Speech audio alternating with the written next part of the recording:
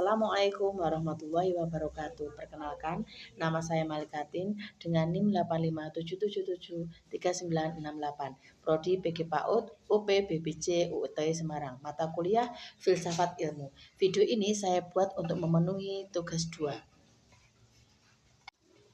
Oke, di video sebelumnya kita udah pernah membahas apa peran ontologi, epistemologi, dan arkeologi. Pada bagian ini kita akan mengkaji lebih dalam terkait poin terpenting yang telah dijelaskan agar pemahaman menjadi lebih komplit. Baiklah, dalam soal pertama, bagaimana filsafat ilmu mengawasi dan mempertanyakan eksistensi, keilmiahan, serta nilai-nilai dalam ilmu pendidikan? Filsafat ilmu berperan sebagai landasan kritis dalam ilmu pendidikan dengan cara mengkaji 3 aspek, yaitu 1. Ontologi. Ontologi mempertanyakan apa hakikat pendidikan itu, objek yang dipelajari, serta realitas dalam pendidikan, dunia pendidikan.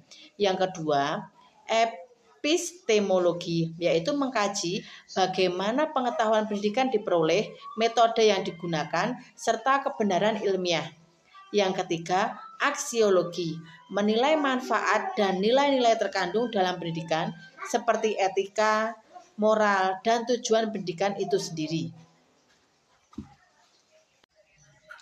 Dengan demikian, filsafat ilmu memastikan bahwa ilmu pendidikan tidak hanya benar secara ilmiah, tapi juga bermakna dan bernilai. Soal yang kedua, bagaimana pendidikan yang bermakna dan bernilai turut memperkuat perkembangan filsafat ilmu? Pendidikan yang bermakna dan bernilai akan menghasilkan praktik pendidikan yang tidak hanya fokus pada transfer ilmu, tetapi juga membentukkan karakter dan pemikiran kritis. Hal ini memperkuat filsafat ilmu karena 1. Mendorong refleksi terhadap tujuan pendidikan.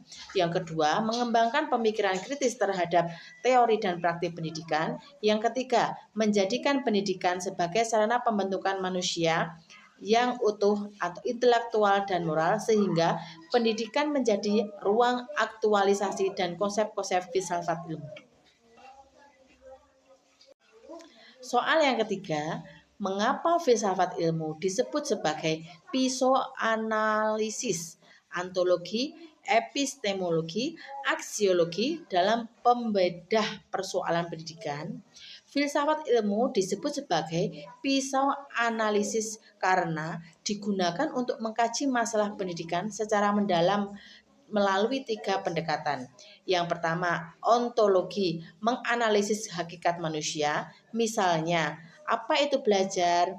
Yang kedua, epistemologi, mengkaji cara memperoleh solusi, metode pembelajaran yang tepat. Yang ketiga, aksiologi, menilai dampak dan nilai dari solusi tersebut, apakah bermanfaat dan etis.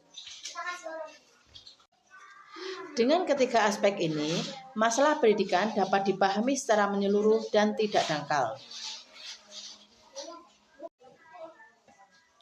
Soal yang terakhir, yaitu yang keempat, contoh konkret penerapan filsafat ilmu dalam praktik pendidikan.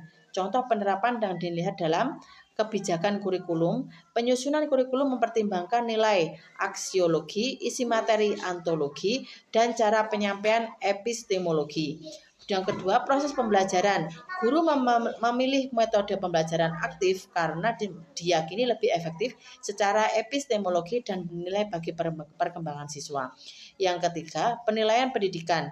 Evaluasi tidak hanya mengukur kognitif, tetapi juga sikap dan keterampilan sebagai bagian dari nilai pendidikan. Oke, kesimpulannya, filsafat ilmu memiliki peran penting dalam pendidikan sebagai dasar berpikir kritis, alat analisis, serta penentu arah dan nilai pendidikan agar lebih bermakna, ilmiah, dan bermanfaat bagi kehidupan. Terima kasih.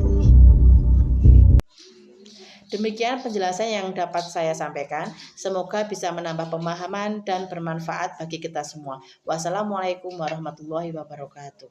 Terima kasih.